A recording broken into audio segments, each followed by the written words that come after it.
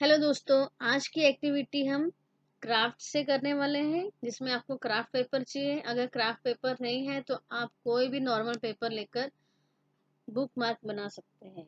मतलब समझे आप, हम बना रहे हैं बुक मार्क जिसको नोटबुक के कॉर्नर पे लगाया जाता है। और हाँ, आपको अगर जब पढ़ाई नहीं करनी है तो आप उसको पपेट के जैसा भी खेल सकते हैं। So let's get started.